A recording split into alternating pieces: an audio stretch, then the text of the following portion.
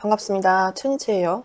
오늘은 나르시시즘에 관한 이야기를 해볼 건데요. 누구나 조금씩 갖고 있을 수 있는 자기애가 아니라 병적인 나르시시즘에 대해서 이야기를 해볼 거예요. 나르시시즘을 간단하게 정의를 해보자면 언뜻 보면 자신을 그냥 매우 사랑하는 사람인가 정도로 볼 수 있는데, 현실은 자신을 있는 그대로 사랑하는 게 아니라 자기가 생각하는 이상적인 자기 모습을 구축하고 그 모습에 빠진 상태라고 할 수 있어요. 겉으로는 우월감에 도취되어 있는 듯 하지만 사실 내면 깊숙한 곳에는 여전히 열등감과 수치심이 가득합니다. 이런 불편한 감정을 회피하기 위해서 겉으로는 자신을 과대 포장하고 타인들에게 늘 인정받고자 하고 칭찬에 목말라 있어요. 가짜 자기의, 병든 자기의 정도로 정의할 수 있을 것 같아요. 가장 간단한 방법으로 나르시시스트를 구분하는 방법은 나와 의견이 다를 때 나오는 행동을 보는 거예요. 건강한 일반적인 사람들이라면 자기 실수를 인정할 줄도 알고 나와 의견이 다르다고 해서 무조건적인 비판을 하진 않죠. 그런데 나르시시스트들은 누군가 자신의 단점이나 실수를 지적한다든지 혹은 나와 다른 의견을 보일 때 절대로 잘못을 인정하지 않습니다. 또 타인의 의견이나 비판을 수용하지 않습니다. 자신의 잘못을 인정하는 건 이 사람들에게는 굉장한 수치심을 유발하기 때문에 절대로 인정할 수가 없는 거죠. 나르시시즘의 가장 중요한 특징은 수치심을 견디기 어려워한다는 것. 이것에 초점을 맞추시는 게 중요합니다. 자, 그럼 나르시시즘의 병리적인 특징 7가지에 대해서 이야기를 해볼게요. 나는 이 세상에서 유일무이한 특별한 존재라고 여기는데요. 실제는 자신의 내면에 있는 두려움이나 열등감을 우월감으로 제압을 하고 내면을 회피하기 위해서 현실을 왜곡하는 방법을 사용합니다. 나르시시스트들이 전형적으로 즐겨하는 것 중에 하나가 왜곡과 환상이에요. 심리학에서는 이걸 마법적 사고라고 이야기를 해요. 내면에 존재하는 공허감, 열등감으로부터 자신을 보호하기 위해서 스스로 만든 환상에 빠져들게 되는 거예요. 실제 외국 사례인데, 한 여성분이 변호사인 남편과 결혼을 하고 매년 연말마다 집에서 파티를 열거든요. 그때마다 이 여성은 어떤 음식을 만들고 누구를 파티에 초대할지, 그리고 집은 어떻게 꾸밀지, 또 어떤 드레스를 입을지 그 단 하루를 위해서 몇 달 전부터 강박적인 고민을 한다고 해요. 그리고 항상 그 파티의 마지막은 자기 노래로 마무리를 합니다. 이 여성은 자신의 파티에 초대된 손님들은 전부 다 나를 부러워하고 나의 삶을 숭배한다고 생각을 하는 거죠. 이 여성은 자신의 뛰어난 노래 실력도 만약 결혼을 하지 않았다면 오페라 하우스를 누비면서 러브콜을 받았을 만큼 뛰어난 재능이라고 생각을 합니다. 이 파티에 초대된 사람들한테 자신의 노래를 음미할 기회를 제공해 준다고 생각을 해요. 그녀의 남편이나 자녀 또한 동화 속의 영웅이나 왕자님 수준이고, 나의 파티에 초대된 친구들은 그런 나와 어울리는 고귀한 존재들인 거예요. 그런데 실제로는 그 파티에 초대된 손님들은 매년마다 그녀가 준비한 이 모든 이벤트들이 거북하고 불편해한다는 걸 그 여성은 전혀 알아차리지 못해요. 매년 같은 노래를 듣느라 사지가 뒤틀릴지경이고, 그 여성이 초대한 고귀한 존재들 중에 어떤 사람은 이 여자를 그냥 알고 지내는 별난 여자 이상으로 생각하지 않는다는 거죠. 그런데 가족이나 가까운 지인들은 그 여성의 이런 현실 부정을 살얼음을 밟듯이 조심스럽게 다루는 방법을 터득하고 그렇게 대해줍니다. 왜냐하면 뭐 하나만 살짝 잘못 건드려도 자기를 기만했다는 수치심이 폭발하면서 그 밑바닥에 깔린 분노를 쏟아낼 위험이 있기 때문이에요. 마법적 사고 외에도 나르시시스트들이 현실을 왜곡하는 다른 방법들 중에는 수치심이 들 때마다 타인에게 떠넘기기, 그리고 남을 깎아내리기 등이 있습니다. 뭔가 잘못되면 책임 전가를 하고 뭐든 남의 탓을 합니다. 혹은 남들보다 늘 우월해야 하기 때문에 나보다 나은 상대를 마주할 때는 깎아내리고 경멸하는 방법을 사용하는 거죠. 이 사람들은 세상에 나보다 더 잘나고 멋지고 예쁜 사람이 존재한다는 사실을 받아들일 수가 없어요. 자신보다 더 잘나 보이는 사람을 보는 것만으로도 내 존재 가치가 낮아졌다고 판단하기 때문에 어떻게든 그 상대를 깎아내리고 자기 위치와 동등하게 만듭니다.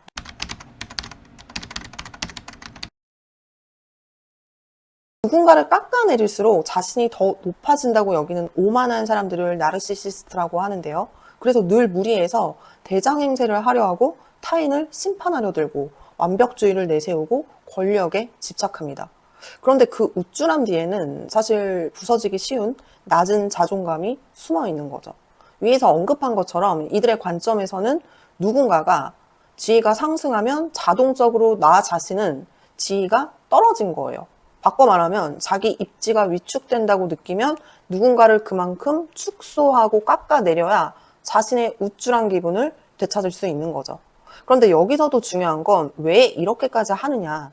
다른 이유는 없고 오로지 한 가지, 자신이 느끼는 두려움이나 열등감, 수치심에서 벗어나기 위해서 이런 고압적인 위치를 확보하려고 애쓰는 것뿐이에요. 오만하고 우월한 태도를 유지하고 싶은 건 나르시시스트들의 불완전함이 들통나지 않도록 막아주는 완벽한 보호벽 역할을 하기 때문이에요.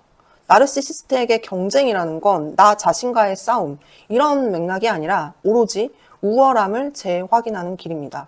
이들은 비열하게도 모든 경쟁에 참여하진 않아요. 오직 승산을 확신할 수 있을 때에만 경쟁에 뛰어듭니다.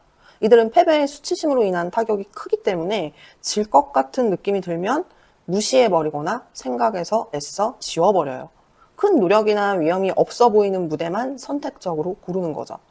자신이 스스로 이렇다거나 증명할 만한 업적이 없는데도 늘 대단한 사람처럼 말하고 행동합니다.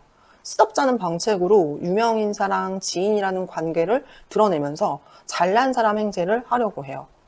이런 사람들이 권력을 잡게 되면 위험한 이유는 권력을 지니면 지닐수록 타인을 멋대로 깎아내리고 자신을 높이기 때문이에요.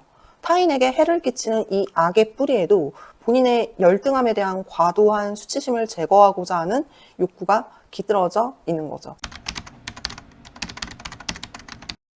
자기에게 없는 그 어떤 것을 지닌 사람이 등장하는 순간에 자기의 우월함을 위협받은 나르시시스트는 비상벨이 작동하게 됩니다. 그리고 온갖 추잡한 말로 상대방을 더럽힙니다. 그 사람이 어쩌고 저쩌고 대단한 줄 아는데 말이야. 사실 별거 아니야. 이런 반응은 나르시시스트의 고유 왜곡이고 현실과는 전혀 상관없는 나르시시스트의 불타는 시기심을 감추기 위한 제스처일 뿐이에요. 이렇게 하는 의도는 타인을 더럽힘으로써 자신이 비교 우위를 되찾으려는 데 있습니다. 언뜻 보면 그 사람을 극도로 싫어하는 경멸의 감정 정도로 보여질 수 있지만 그 이면에는 그 사람에게 시기심을 느끼고 있는 것입니다. 그렇지만 시기의 감정은 끝까지 부정할 거예요. 자기가 그 사람을 시기하고 있다는 걸 인정하게 되면 자신의 열등함까지 인정하는 것이 되기 때문입니다. 가끔은 나르시스트 중에서도 오만함을 감추고 칭찬이나 찬사로 위장하는 모습을 볼 수 있는데요. 위장하는 이유 역시 자신의 우월함을 다른 방식으로 뽐내고 싶어 하는 것일 뿐이에요. 한 예를 들어 볼게요. A라는 친구는 요리를 굉장히 잘해요. 한날 치즈케이크를 만들어서 친구들이 모인 자리에 들고 나왔어요. B라는 친구는 그 케이크를 먹으면서 아주 과장된 제스처로 A를 치켜 세워줍니다. 여태껏 먹어본 케이크 중에서 제일 맛있다. 나는 주방일은 영 젬병인데 너는 어떻게 요리를 이렇게 잘해? 정말 부럽다. 결혼하면 좋은 아내가 될 거야. 라고 칭찬을 하는 거예요. 그런데 사실 B는 이런 이야기를 하면서 자신의 서툰 요리 솜씨를 폭로하면서 A에게 주방이라는 영역을 양보하는 거죠. 대신에 자기 자신의 우월함을 도덕적인 영역으로 이동을 시킨 거예요. 빵 따위에 관심을 갖고 내가 여러 사람들 앞에서 너를 치켜 세워주고 칭찬을 해주잖아? 나는 하찮은 장점마저도 돋보이게 해주는 아주 좋은 사람이야. 빵 맛있게 굽는 것도 괜찮지. 하지만 그래도 너보다는 내가 나아. 이런 말을 하고 싶었던 거죠. 나르시시스트의 위장된 칭찬을 어떻게 구분하느냐. 만약에 내 주변에 누군가가 나를 과하게 칭찬하고 과장되게 칭찬한다면 그 뒤의 행동을 지켜보세요. 만약 그 사람이 나르시시스트라면 칭찬을 가장해서 자신의 우월성을 화제와 연관시키려고 할 거예요. 예를 들자면 방금 위의 상황처럼 B가 칭찬을 하자 다른 사람들이 B 너는 참 말을 예쁘게 해. 넌 누구나 잘해주고 싶을 만큼 친절한 사람이야. 이런 말을 들으면 화제가 전환이 되는 거죠. 자기 자신으로.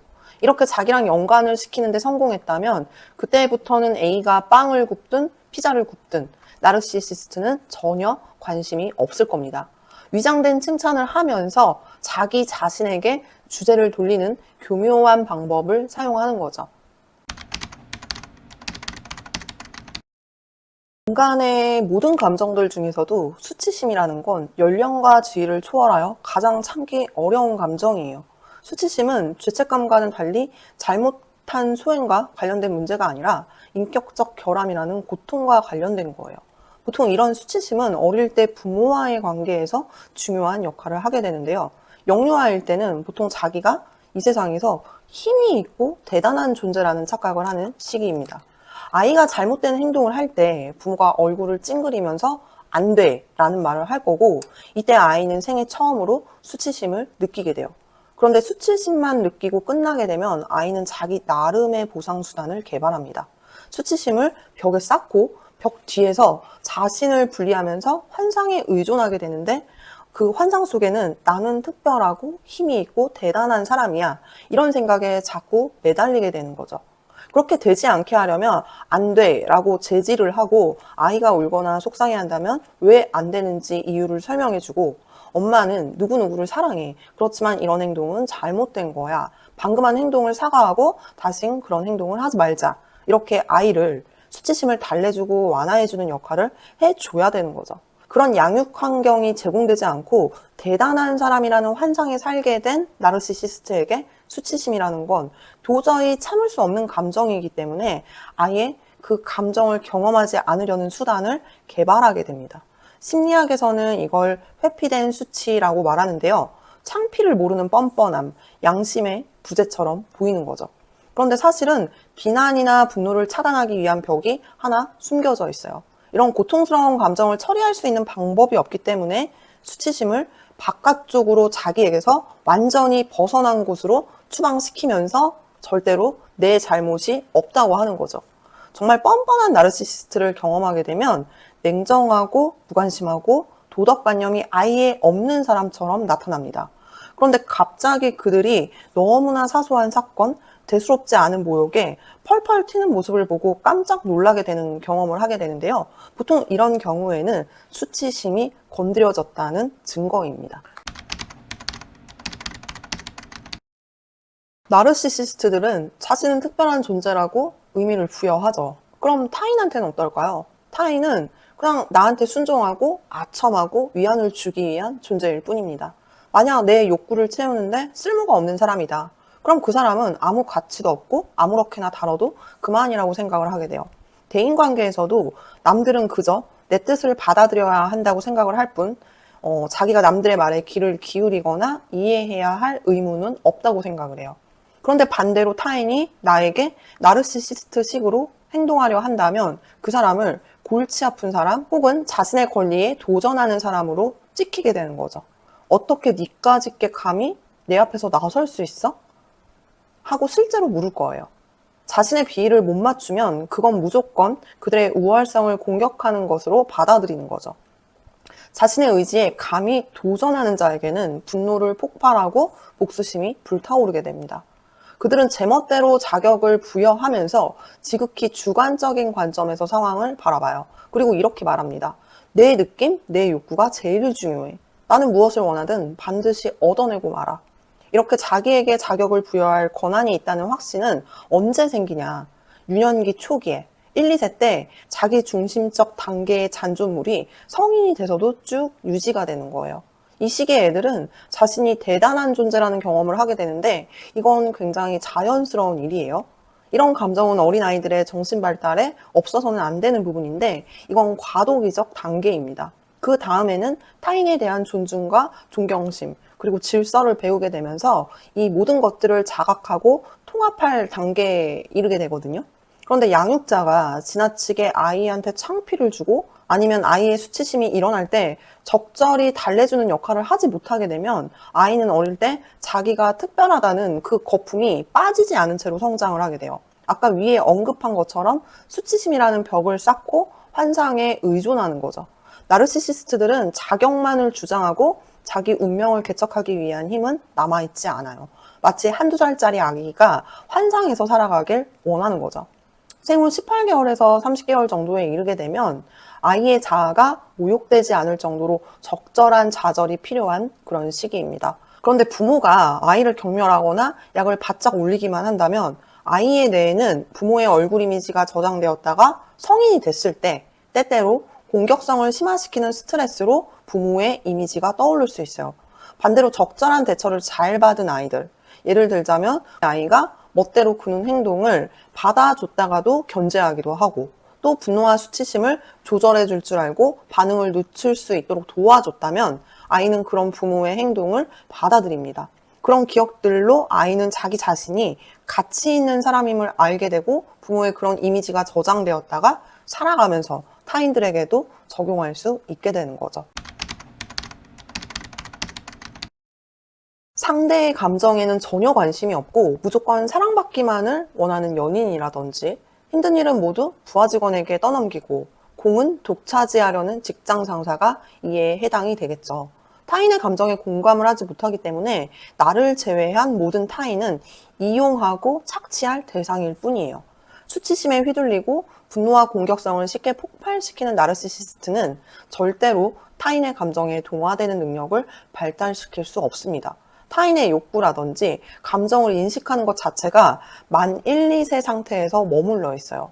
심지어 타인의 욕구와 감정을 인식하는 것 자체가 불가능해질 수도 있어요.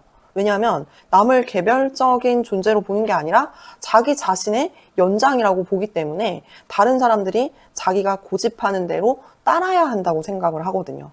이러한 생각이 제대로 발달되지 못한 의식과 맞물려서 대인관계에서 타인을 이용하고 착취하는 형태로 나타나는 거죠.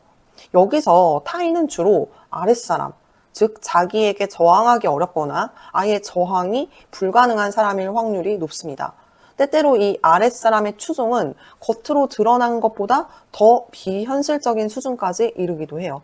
또 친구 사이에서도 나타나는데 공평한 관계라기보다는 한쪽에서 일방적으로 베푸는 관계이거나 이기적인 애인이나 이것저것 요구가 많은 애인이라거나 직장에서는 심각하면 성희롱이나 성적 유린과 같은 사태로도 나타날 수 있습니다. 남의 편지라든지 일기를 마음대로 읽고 이야기를 엿듣고 욕실이나 침실문도 아랑곳하지 않고 열어 제낍니다. 심지어 남의 아이디어를 도용하기도 하고 남의 옷이라든지 화장품 따위도 언제든지 자기 것인 양 빌렸습니다. 이런 경계 침범이 저항에 부딪힐 때 나르시시스트들은 어리둥절해해요. 내 것, 네 것이 없는 세상에서 왜 노크를 해야 돼? 이렇게 생각을 하는 거죠. 인간은 경계를 인정하고 나와 타인의 개별성을 인정해야 건강한 인간관계를 맺을 수 있죠. 그런데 나르시시스트들에게는 이러한 경계가 존재하지 않습니다. 개별의 생각이 다르다는 것을 인정하는 과정에서부터 실패를 하기 때문이에요. 이 결함 때문에 나르시시스트는 타인은 자신의 욕구를 충족시키기 위해 존재해야 한다고 생각을 하거나 혹은 아예 타인이란 존재하지도 않는 듯 여기는 거죠. 그래서 나르시시스트는 그나마 자기를 만족시켜줄 가능성이 보이는 사람이 있으면 그 사람을 자신의 일부인 양 다루게 됩니다.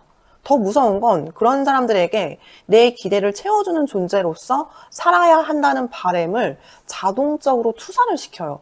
이런 행동을 하는 원인, 나와 타인을 분리하지 못하는 원인을 살펴보려면 또 어린 시절로 돌아가야 돼요. 어린 아이를 키워본 사람이라면 잘 알 수 있는데 아이들은 자신이 아주 대단한 천하무적의 존재인 양 느끼는 자기 중심적 단계를 거치면서 성장을 하거든요. 보통 걸음마를 시작하고 만 2살 무렵까지 이 단계가 지속이 돼요. 여기서 굉장히 중요한 점이 하나 있는데 이 단계의 아이들은 보통 양육자인 엄마와 아빠랑 분리된 존재로 보기 시작하는 시점이 걸음마가 시작될 무렵이에요. 이때 아이가 자기가 중요한 사람이라는 과장된 기분을 밑거름 삼아서 세상을 탐색해 나가는 중요한 시기이기도 합니다. 근데 이 단계 이전에 부모와 자기가 하나라고 생각하는 그 시기에는 아이는 자기를 돌보는 사람이 능력 있고 위대해 보이기 때문에 양육자와 하나가 되고 싶다는 환상에 매달리게 되거든요. 이때 양육자랑 아이 사이에 아무런 경계가 없다면 아이는 욕구를 충족시켜주는 사람을 내 맘대로 휘두를 수 있다고 생각을 하게 됩니다. 이때 부모는 아이가 혼자 서기에는 상대적으로 힘없는 존재지만 현실에 있는 모습 그대로 가치가 있는 사람이라는 걸 받아들이도록 도와야 돼요. 그런데 아이가 마치 자기가 대단한 존재처럼 생각하도록 내버려 두거나 계속해서 아이의 뜻에 따라 휘둘리게 되면 그 아이는 어떤 생각을 하게 되냐면 나는 힘센 아빠, 엄마를 마음대로 할 수 있어. 그러니까 나는 힘이 세. 라는 유아적 환상에서 영영 벗어나지 못하게 돼요. 자기 실제 능력을 제대로 파악하고 자립할 수 있는 자신감을 발달시키지 못하는 거예요. 유아적 환상에 살면서도 어떤 능력이 발달하냐. 자기 결핍이나 욕구를 채워줄 수 있는 사람을 탐지하는 기술만 발달하게 되는 거죠. 나르시시스트에게 경계를 침범당하는 사람 역시 분리된 자아에 대한 의식이 형성되지 않기는 마찬가지입니다. 나르시시스트나 당하는 사람이나 어릴 때 성장 과정에서 자율성을 기르는 방향을 지원해주지 않은 거예요. 물론 부모가 그런 역할을 해주지 않아도 침입에 대해서 민감하게 반응하고 자신을 보호하기 위해서 경계를 강화하는 아이들도 있어요. 대신에 친밀한 관계를 불안해하고 걱정하는 태도를 보이는 식으로 나타나겠죠.